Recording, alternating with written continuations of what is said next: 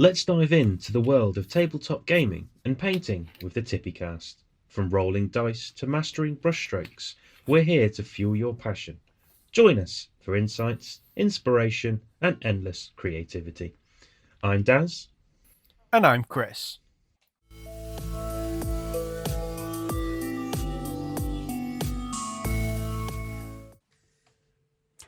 So Daz, what's on the table?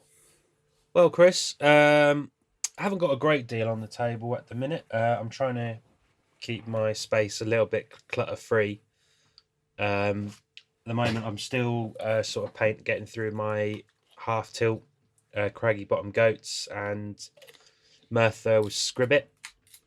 Just getting some base colours down. I've not really had a great deal of time to paint as of late. Just been busy with kids, generally life, work. And yeah, just not really been in a painty mood, if that makes sense. Other than that, just sort of I'm just doing like little bits here and there, to be honest, of stuff that I've kind of either started or it's sort of halfway through. Just trying to do like little bits, just sort of trying to keep myself ticking over more than anything. It's just just trying to keep sort of paint flowing and brushes going. Otherwise, there's not really a great deal going on table wise for me. What about yourself, Chris? Well, I'd finished painting the massive collection of stuff I had sitting for a while. Got down to the last few Rumble Slam models, painted, finished. I've got the pictures of them up on Instagram. So then it went to the massive task of varnishing and undercoating.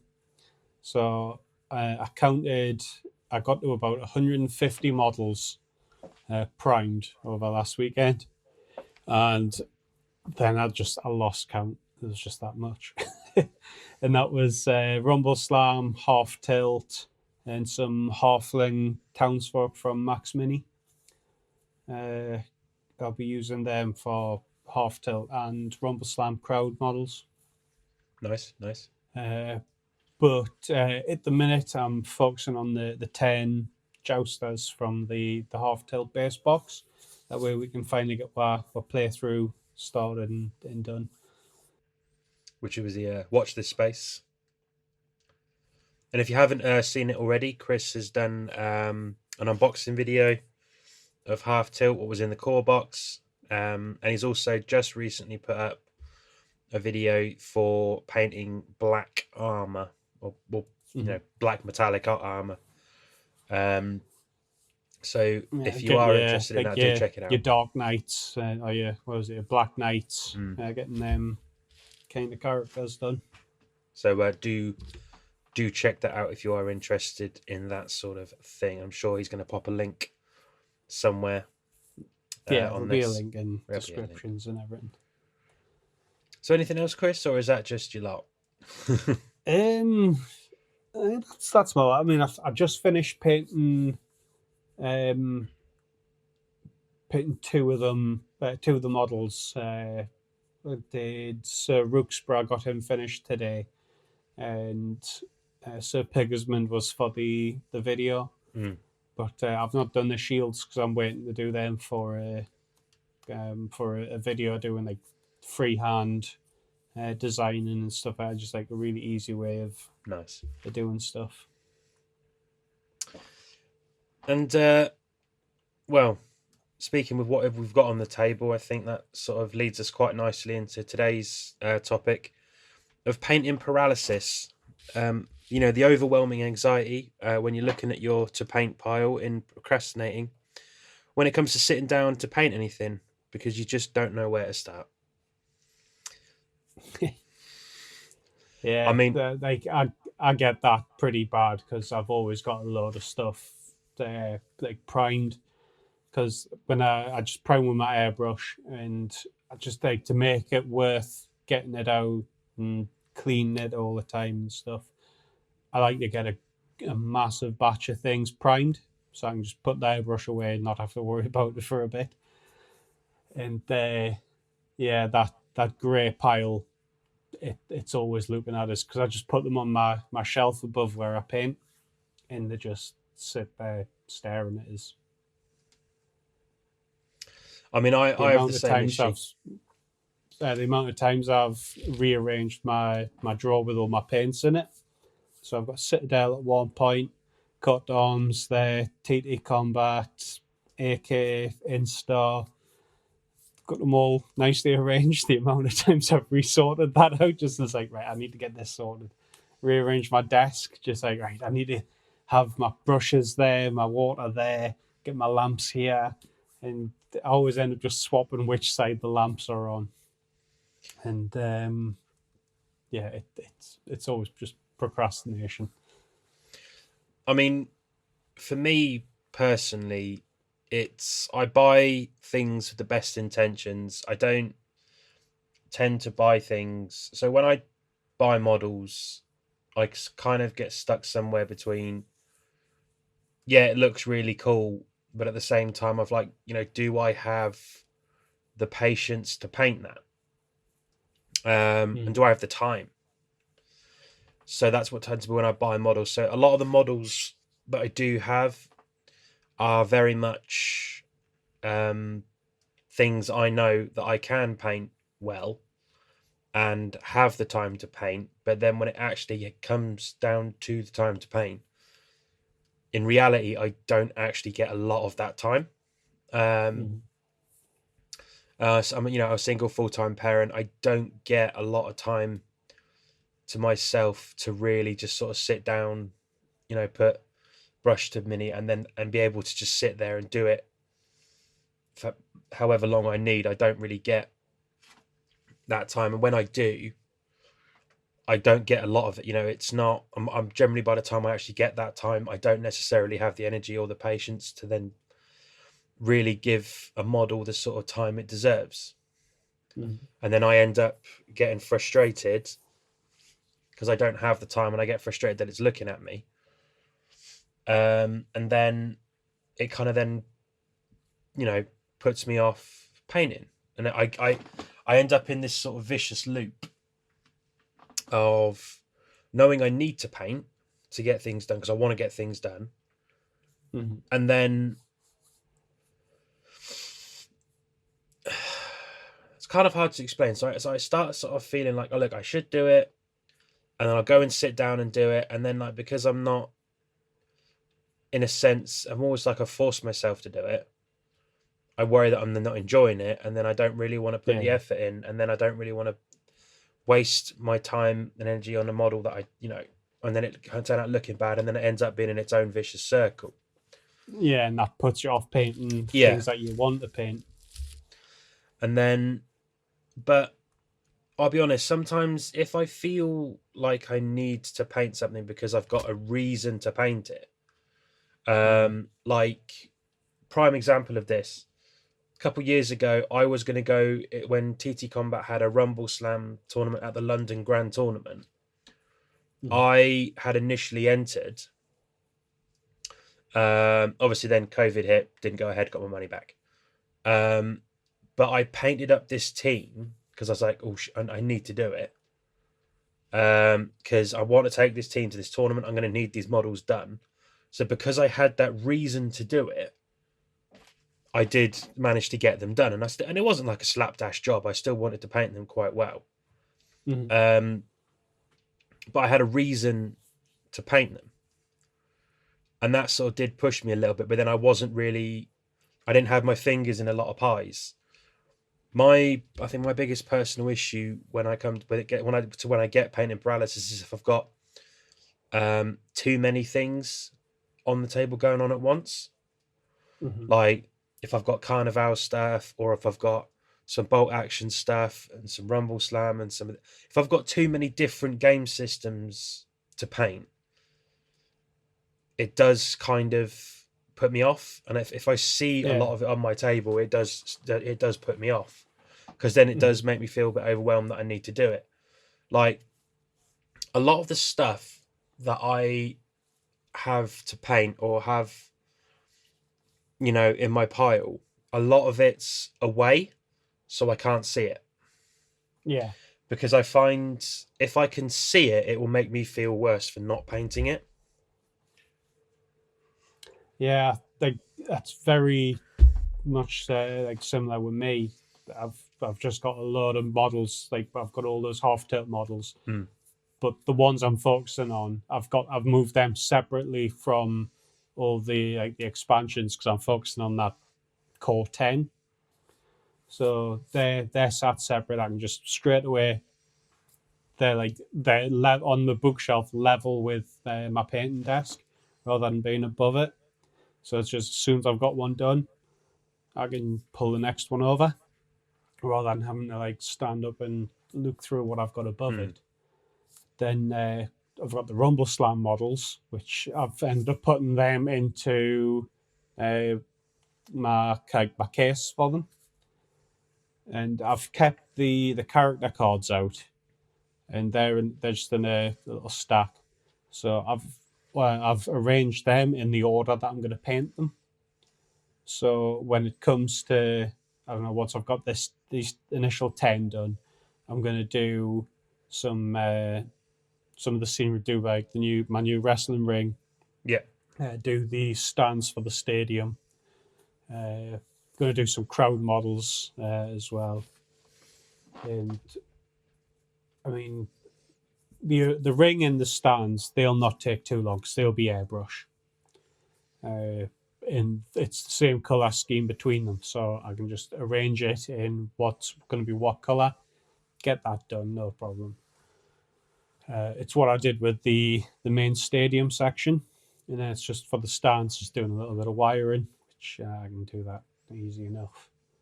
Um, but if I had all of the models sat up there watching us, that's just that's just a big wall to get over. Hmm. Whereas when it's just these cards sat to the side, it's nice and easy. I already know what I'm doing. I've got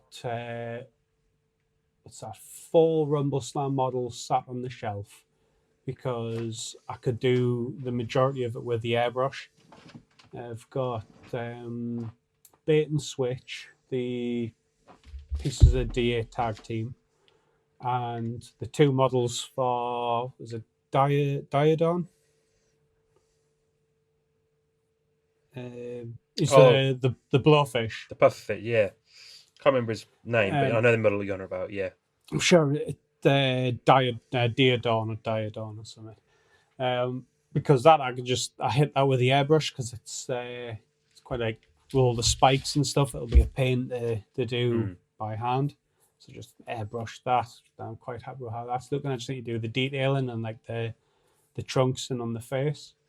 And with bait and switch, whichever the big fish one is, that's what I did with the airbrush there, and then I'll finish that off with the by hand, and I'll paint the little octopus by hand as well because that'll be easy enough. Nice. And so like with them, they're pretty much done. They're just sat there on the shelf.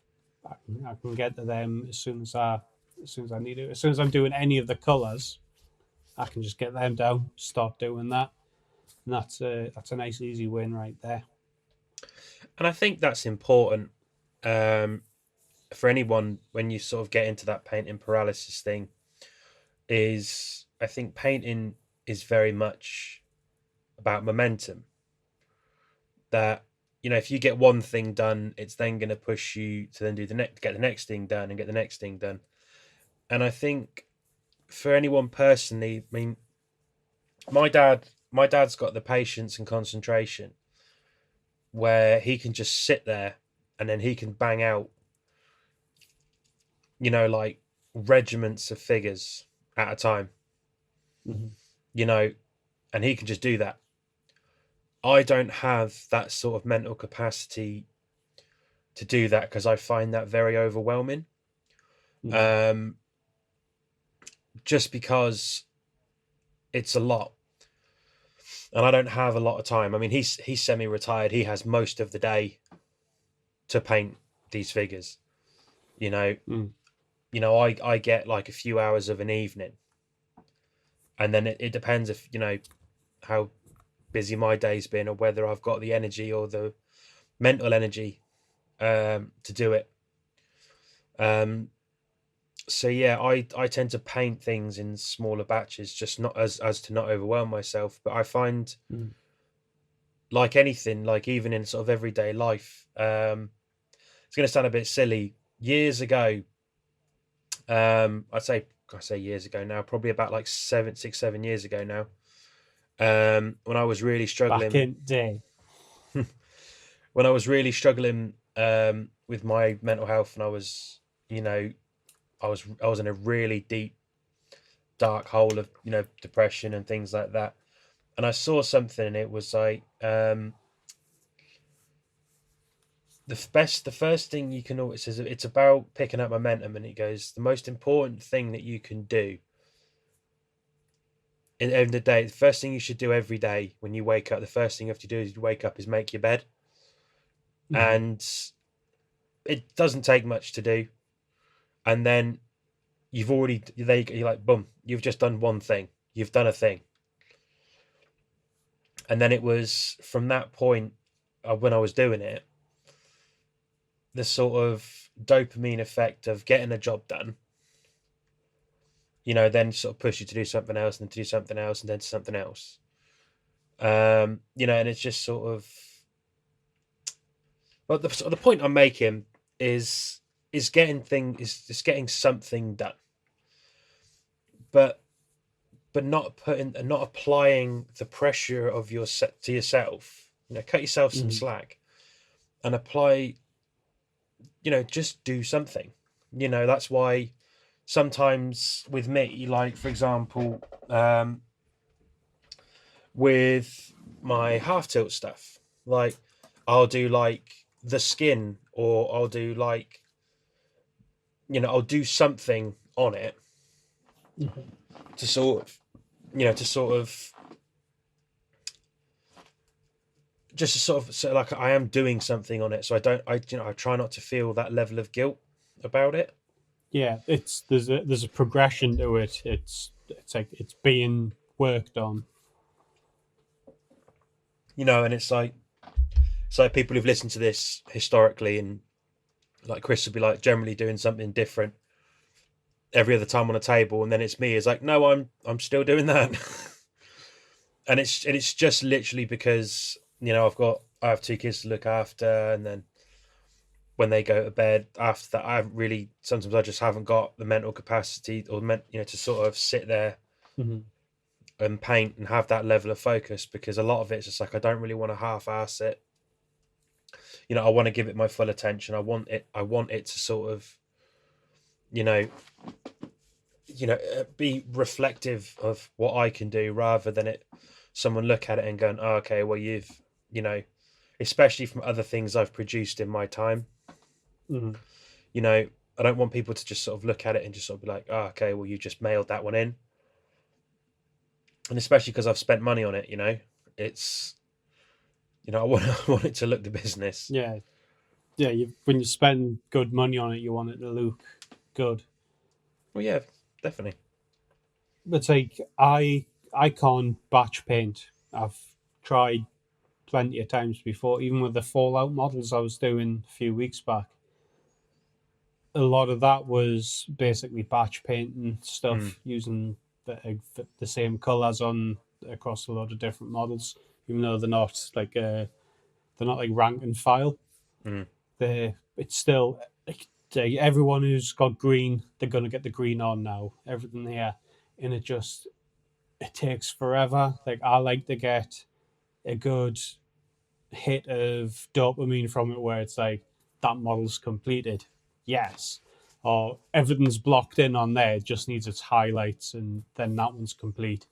But it's like you can see like where it's going. mm, So it's like, yes, there's like a little win with that.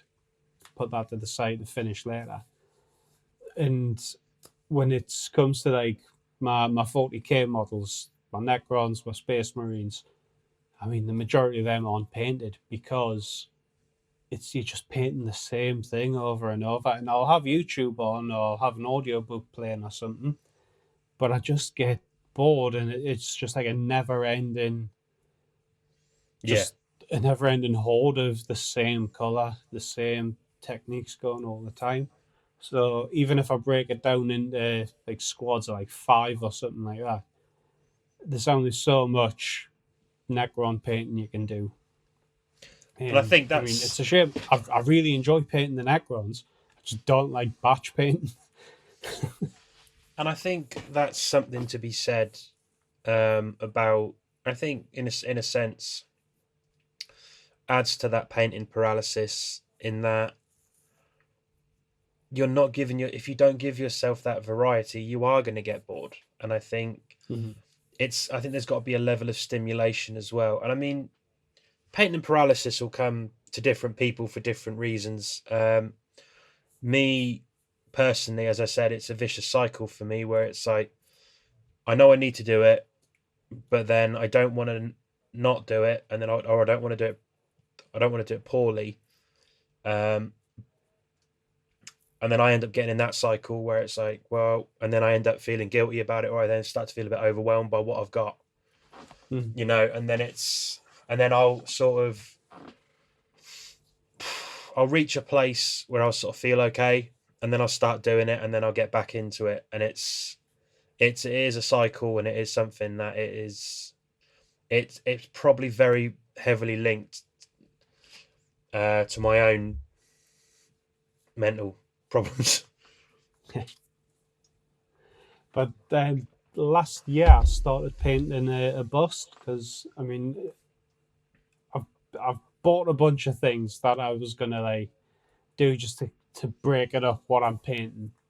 So I bought a Mary Read bust from I think it was oh god, who was it? I forget who. Um, but it's like a really nice pirate lady bust, and it's pretty cool. There's like a couple of different options you can do on it, but I'm going with which got a parrot on it. And it's just like it's a nice looking model, and I was taking my time on it. I've got a notebook where I'm keeping a track of all the swatches. I'm using a particular set of paints. Like I bought like a really nice set of artist paints for it, and I was like, I don't want to take my time with this, keep track of everything, mixing all my shades and stuff like that. And she's about halfway done, but then it got really busy at work with Christmas, and I didn't have much time. I was shattered after like long shifts, and I just couldn't be bothered painting. So by the time the new year came round and I sat down to do some painting, I felt Mm, quite rusty doing it. So I didn't want to work on that. So she's been sitting there since more than half a year ago, without any paint getting put on it. And then there's a nice one I've got. It's I think I'm pretty sure I've showed you the model one we're talking about, yeah. the Russian army and stuff you are doing, where it's just like a nice showpiece where it's like a Russian soldier woman. She's got the like a machine gun. There's a little bear at the side, bottle of Ah, vodka. yeah. Yeah. Another one you're on about. Where is it? I got it up there. That's something else. Yeah. Yes, Although, yeah, that's the one. I got the bigger scale one of that. Um, it's like I haven't started that. She's primed, but I haven't put any paint on it. I mean, I had Because a again, it's like I Lagatha want to one. be in a good spot for painting that. Yeah, I mean, I sort of paint her when I was doing. Oh no, truth be told, like she's actually pretty much finished. I think the reason she got put up there was because something broke off, and I just have yet to fix it. Mhm. Which actually I There's probably a could do machine now. gun on her back. Well, no, because here's the thing. The machine. Oh, I've gone too far up here. The thing is, the machine gun. I never wanted anyway, Mhm. so it was never going to be a part of that set. I was going to use a plastic rifle, like a rifle that I had from my other bolt action stuff, which Make I her into thought, a sniper. yeah, I just thought it looked nicer. So that's what I've done with that, and it's just because she had a vodka bottle in one hand and it's fallen off, and I need to replace that. Yeah. But yeah, otherwise that was it. Like, but it was, yeah. I'd rather be in a good place with it, a good place mentally to sort of give it the time that it deserves, because it is quite. Mhm. It's a very different model from the rest of the stuff that I paint when it comes to bolt action. Yeah, It's it's to put that model into bolt action. That's very much a character piece. yeah, definitely, and I wanted to sort of that to come across, and I mean that's kind of part of the reason why I really like Carnival with the boxes that they do. They're not large boxes, but there's enough character in that box where you do feel like you have to take your time. Mhm. I've got a But lot of Carnival to catch up on. It's just finding time sitting do it. I've put them into their box just so they weren't sitting on the shelf gathering dust, and I need to get on that. But like you were saying, they have a purpose for painting them. Um, I was going through 5 parsecs from home and rolling up a few characters, and one of them ended up being an artist who is she's an adventurer. Or they're an adventurer, and they come from like this secretive enclave. nice, So my idea for this character is they're from this group that they're hidden out the way. They prioritize the arts, so like painting, sculpting, music, writing. These are like your high echelon members of the society, sounds and this character has left that society to go on an adventure to find like some more muses for their artwork to become even like higher standard. And I was thinking, how the hell am I going to get a model to represent that? And then I remembered I've got the artist for Carnivale. So almost almost as if it was meant to be. and it's like I've got plans for what I'm going to do for painting her and the two suits of armor that you can conjure, and it's like it might be time to just get that idea done. I mean, so ordinarily when me and Dad paint armor, we'll do metallic armor. I don't fall into that category of non-metallic metallics. I think it's a waste of time. And if anyone out Mm. there does it and they like doing it, great. It's just not for me. Yeah, Um, and don't get me wrong, I've it done a look few. I've done a few times with that. There was a set of models I did for Burgle Brothers and Sabotage, where I was doing like a really cartoony style on them, yeah. and I didn't use any metallics. It was all non-metallics, and they turned out all right. I mean, And if it works for you, it works for you. But for me personally, I don't have that patience. I don't have that mm, want or need. But anyway, so yeah, I it's like digress. it's not a technique I use often. I'd much rather just hit a metallic paint on it. But the reason Dad did with the suits of armor for the artist is because we thought about it and we spoke about it, and we're like, technically, these were two dimensional. Mhm. These have been painted. They're not actually made of metal. So in theory, we thought thematically these are going to be non-metallic metallics. You'd have painted them to look metallic, Mhm. and that's why they got painted that way. But again, I wasn't doing it. Dad did it, so that wasn't my problem. But What I'm thinking of doing with my ones is doing them like a watercolor. that would look cool. So like I was thinking, how would I do this? And then uh, Louise Sugden or Rogue Hobbies, she did a like prismatic power sword, and it looks amazing, and it looks like watercolor. And I was like, that is what I'm going to do on these nights. It's like it just looks perfect. There's all like really nice pastel colors that she uses on it, and it really does look like watercolors. So I'll be doing that on them. Yeah, I mean, but I think to summarize painting paralysis, I think as a whole, it affects different people in different ways. And I think finding out personally, you got to do a little bit of soul, not so much a little bit of soul searching, but a little bit more of a self awareness of how you are as a person, to find out what it is that causes that paralysis. If it is that you feel like you're being overwhelmed by all the stuff that you've got, maybe an out of sight, out of mind mentality may work with that. Like, put it away. Obviously know that you've got it, Mm. but just put it out of the sight so you don't have to keep looking at it. It doesn't keep bearing down and looking at you while you're trying to do other things. I think something where you've got a character card for them, mm, keep them on hand. Like I say, I'll do with the Rumble Slam models. I'll end up doing the same with the half tilt ones, if I'm honest with you.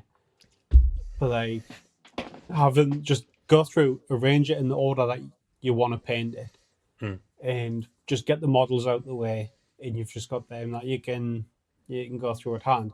And I mean, a stack of cards while I'm sat painting, I don't even notice them. Whereas if I had a load of models bearing down on us, I see that. And I think with me, my sort of situation, um, I think that I do need to be more proactive in making that time.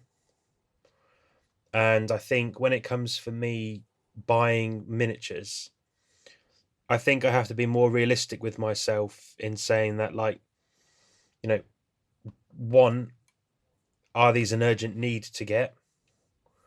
Um, Realistically, how long is it going to take me to paint these? Do I need it, or am I just buying it because I think it looks nice? Um, like the mutant martial artists that I got, I have no use for them. Mm-hmm. But there was only four, they were only it was only four models, and they all looked pretty much the same, bar different colors for headbands. Yeah. Um, so it wasn't, and it was just something I did to break up what I was doing. But I think it's important for me. I think it's important for anyone to identify the reason why you're having this paralysis, and why you've sort of stopped. I think that's the important thing to figure out, and then try and figure out a way to identify, and a way to sort of come to terms with that, and way to deal with that. Mm-hmm. So I think for me personally, I mean, while we've been talking, I like the idea of putting stuff that I'm not really focused on painting away, um, sort of out of view. So when I come to sit down to paint something else, that isn't just staring me in the face. Mm-hmm. I think that probably is the best thing as well that I've done. So I've done that. And then also, I think, yeah, for me to just try and set some time where I'd be like, no excuses, I'll get it done. And then I think once I start doing it, it'll be fine. Mm-hmm. Um, but yeah, I think, I've still got a gondola attack scene diorama to finish painting. but so there's no I've real had with. I've had that since 2020. I mean, that one's a little bit different because it serves no real game purpose. Mm-hmm. I think because I've got that dragon from the Siege of the Small Folk, Mm-hmm. Yeah. with the Knights of the Squared Circle. Yeah. Um, Siege of the Small yeah, Fort. I got you because obviously you backed it. You got a dragon. You had to get like a dragon. So I bought that, and that's half painted. So Um, I only went with the Rumble Slam, and was there a Carnivale kit with that one? Probably. I no. Oh no, I don't think there was. No. Oh no, there was. It was the Venator. It was a miniature.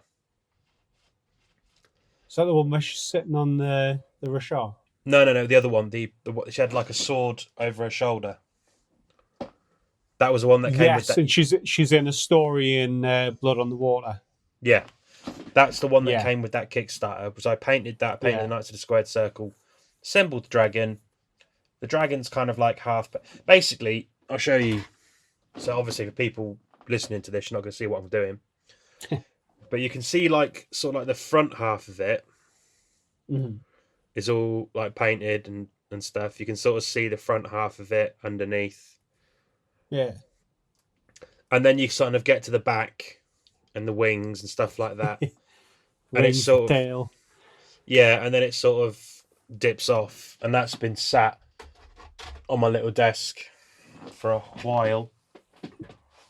I think with dragons, they're like a big kind of focal piece for it. So Oh, it's got no you real game you need to purpose. be in the right state of mind for Mm. using it, for play, for painting it even. The worst part is I'm looking at it and it isn't going to need much work. Like that's the worst. I think that was well annoys. I think probably gets me as well sometimes when I'm looking at things and I go, it really won't take much. And then I think that adds to like a level of guilt. Mhm. But I'm trying. I've been trying not to fall into that, into that trap. And I think that's another thing. Yeah, but yeah, I It's think it's an easy one to fall into. and I think that's the main thing is not to sound like a half-hacked psychiatrist, but you got cut. I think I've got to cut myself some slack, and I think if you are sort of facing a bit of painting paralysis out there, cut yourself a bit of slack. And just honestly, no one. It's a hobby at the end of the day. This shouldn't feel like a job, and I think that's the Mhm. important thing. But I think it's a good point to finish that on. It's like Mm, it's a hobby. You shouldn't be made to feel shit for enjoying your hobby. mm. So in the vein of talking about piles of shame and stuff like that, um, have you seen anything that you want to add to it? Well, uh, I'm assuming we're now into new and shiny. New and Uh, shiny. so yeah, I mean, I do like the new Doctor's stuff that they've teased with the diving suits, um, and the sort of shark mermaid that they've brought out Mhm. because I do love sharks. Um, and the car crosses I painted years ago now. Christ, a couple of years ago now. Yeah, and they are great models, and I do like the diving suit look. It's very Bioshock. Mhm. So yeah. Um,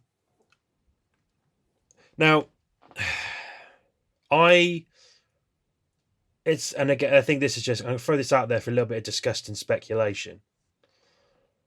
If not a disgusting speculation, maybe a good idea. So stay with me on this.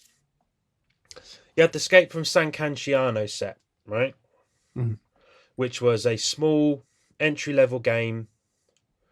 I think it was something like 8 models, in a £35 box, cardboard terrain, all that sort. Now, you know how Games Workshop do like kill team boxes where like they'll do like, oh, this is a box, it's this, and then it's got terrain, and then it's got the models, and then it's got everything you need to play. Mhm.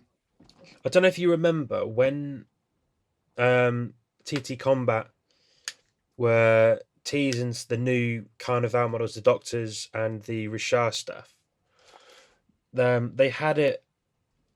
Um, they had it on like some sort of sunken set with like some broken ships Yeah. and things like that. Now I was thinking they could release that as a box set of just those doctors and those Rashar and some scenery in one box, Mm. right? I mean, I've even got a name for it. They could call it War Under the Waves, right? Nice. Um, or things like that, or Battle of the Tides. I don't know. Mm. Um, but then so you would sell those two things Well, in that they box, missed the trick on calling it Blood on the Water, so or yeah, blood they've under the already water. used that one. But that would be quite cool if they did that. Like you could buy those two factions in that little game box with some MDF scenery. I mean, I think a good sort of retail price for that, I reckon 65, 60, Mm. 70 quid. That's about how much the. I don't know, because the original starter set cost 60. 60, I think. Yes, if you're going to put some Just MDF terrain in there as well, I'd say 70, 80 quid, right? And I think that would be quite cool. But they won't. They probably like. I know the guys at TT. They won't do that, and it's just because. 65 quid for the 2-player starter set. But yes, I think. Other than that, I mean, model wise, there's not really a lot out there at the moment that's really tickling the pickle. It's been a Mm. bit. It's been a bit slow the last couple of sort of weeks. You know, it's just that time of the year. There's not a lot. Yeah. There's not a lot going on. And I think Um, as well, like a lot of my attention has been on half tilt, mm, like waiting for that to arrive, and then as it's arrived, going through everything, and like that's been my attention. It's not been too much on everything else. But with Carnivale, they've teased the new Rashar model, the yes, Thaladrar. yes. The big boy. Yeah, it's like it's weird because it looks kind of xenomorphy, Mm, and it's just a beautiful model in a horrible, creepy way. It's like the way they've described it on the post they teased it in.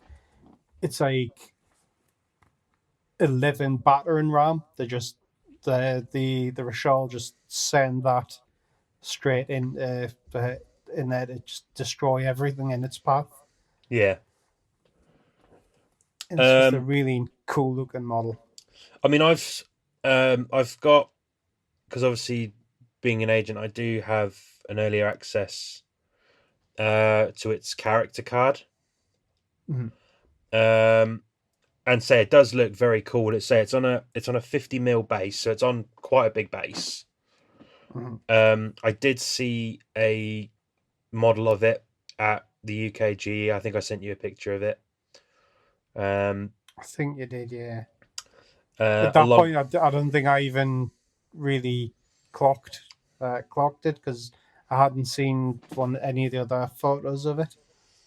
but what's quite funny is I will say this: it's one of the only monsters that the Rashar have that has command points. So Mhm. that'll be interesting to see how that plays. It does Um, say on the post that that some group is led by it, so that's probably why it's got the command points. If it can do stuff with that. yeah, probably very culty. I mean, that's pretty much what the Rashar is. It's all cult stuff. Um, but yeah, I mean, say models wise, and I might have. I'm gonna have a quick look at this post you were on about with the TT combat post purely because I saw it and I wasn't really paying 100% attention to it. It's the Um, one where it's like it's focused on that model because it appears in the one where they have the doctors and the diving gear, oh, I see. but then they've done a one where they focus it on that creature. But there's another. another tease photo. They've been really hitting it out the park with the teasers. TT Combat. It's a Rumble Slam one. Yes, no, I've Where just got it. That yeah, I can. Yeah, that yeah, one. that's the one. The Dice Gobbler watching an out of focus model, and in the ring, it's all keep models. Yes. So I'm thinking it's a Lady Dimitrescu inspired vampire superstar Oh, definitely. It because would. if you look to the side of her, it looks like the top of the Queen of Hearts. Yes, just. And that's quite a tall model. That thing's like, that model's off its feet anyway. Oh, she's definitely And going to be a weight three. It looks like it's a definite weight three. that Dimitrescu is like very tall compared to whatever Mm. it's stood next to. And with it's wearing a big hat that looks like the model it wears in the Resident Evil Village. Yes, I very much so. think it's very obvious the inspiration of this one. I will also add as well. So on here, it was teasing a new Shabti. Yes. Now, obviously, it's There's with Toxic. something out of focus behind the Shabdi and Exactly. the Which like almost. canoptic jaws. Yes, and it's almost because obviously ones we can sort of work out. So we got Toxic there at the front. Oasis, I think what's his name? Babylon. The sort of Oasis-y thing. Yes. Yeah. Then you got King Penidus. And that sort of. Do you know what a disgusting speculation. Oh, Right. It's got a neck scarf on. Right. And it's got what I think is sand surrounding the bottom yeah. half of it. I'm thinking Prince of Persia. I'm thinking that sort of esque, with obviously the sands of time and maybe. Yeah. I don't know. That's just from the posing, the styling of the clothes. That's just a thought on that. But yeah, I mean, the fact remains it's speculation at best, and we can only take an educated guess. I mean, by this point, I don't even get told a great deal of things. Well, I do, but some things they still like to keep secret from their agents, so we can still get excited about stuff. Yeah, it's nice to still be surprised. But yeah, that reminds me because I saw a picture there of there was a figure that I bought, and I was really excited to paint it, and I completely forgot to assemble it. Was that Dios Dorado? Just because he looks really really funny. I was gonna. This batch of models, I've just not even built. Just they're out the way as well. I've just not even built them.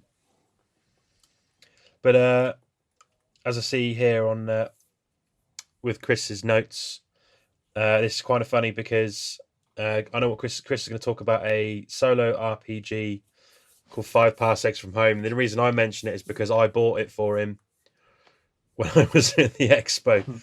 Because I was at the expo and he was like, "Oh, if you get over to Mephidius's stand, there we go.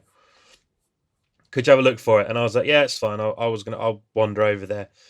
You got incredibly lucky with that, by the way, Chris, because it was on the way to where I was getting food. So, but yeah, it was. I also thought while I was there, I bought myself a little something. But if you want to how are you getting on with it? Yeah, I was. I've been going through the rules gradually. It's a very table heavy because it's like a mix of RPG and like skirmish game. So the RPG element of it, there's lots of tables that you're rolling on to generate stuff.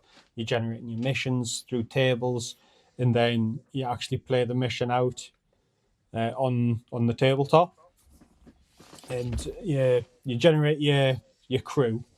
So I did a quick roll up of 6 characters. I just went all human, make it nice and easy, and ended up with some pretty cool some cool ideas in that. I probably not play them as that. I'd probably roll up another team, add some of the different alien races into it and stuff, some robots and things. Because I was expecting to roll up basically the Nostromo meets the Sulaco, and I ended up with Guardians of the Galaxy. Just this really crazy mix of different types of people. I've got like political, like not governors, but like bureaucrats, an artist, like ex-military, some guy from a like some random backwater planet, and he's hard as nails. And the guy who I would like, from that list of them who I would have as the leader, he's an enforcer, so he's a copper from like this colony of like science, like a science branch, and the ship they've ended up with is a repurposed science vessel.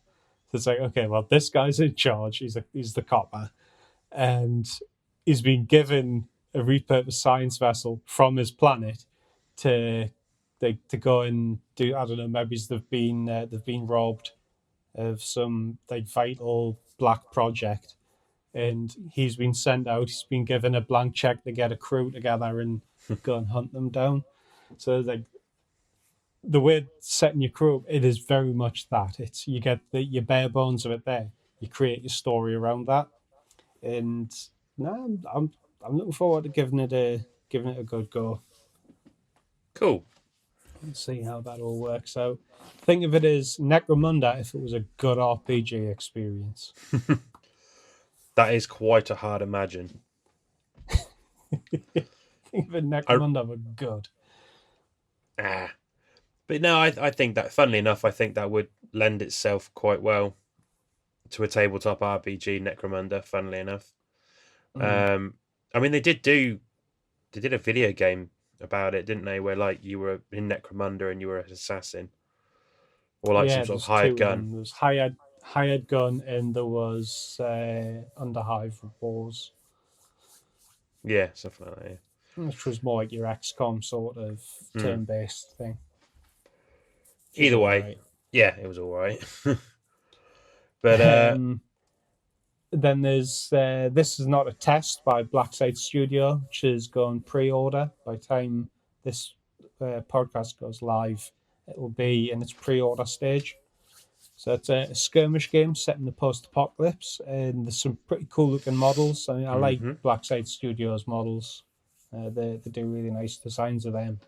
But there's a one there's a faction, the Lawmen, where they're all geared up in pre-apocalypse police and SWAT gear, but they've still got this kind of like radar look to them, and it's just like a really cool way of designing them.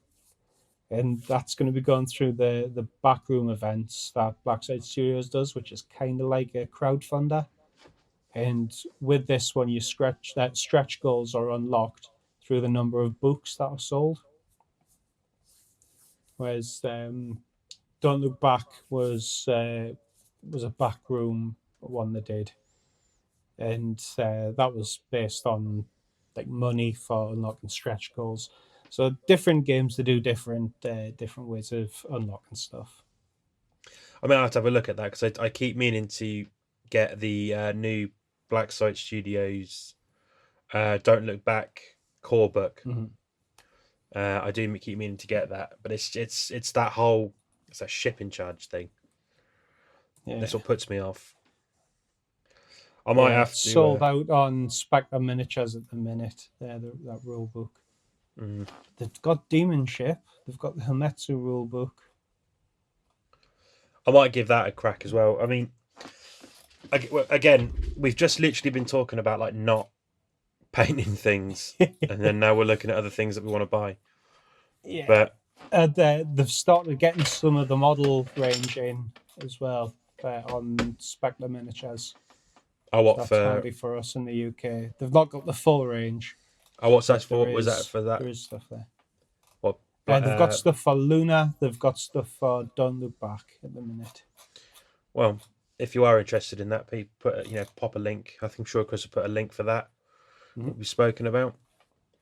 But yeah, I mean, yeah, I mean, I really shouldn't buy more stuff, but it just happens. It's got to be done. It It's has. dangerous, but it's got to be It done. it doesn't help that Black Site Studios do really nice miniatures. Yeah, I like them. I think the last thing for me is like we mentioned at the front of the show. I did a video for how to paint black metal armor, and I use Half Tilt's Pigersmond for how to do that. That's on YouTube and on the Tippy Club website now, just tippyclub.com. Go and take a look. Thanks for joining us on the Tippy Cast, and if you're listening on Spotify, be sure to follow us. And if you listen to us on YouTube, why not drop us a like and subscribe? And weigh in with your thoughts on what we've mentioned, missed, or something for us to look at for the next episode in the comments below. And it's a goodbye from him. And it's a goodbye from me.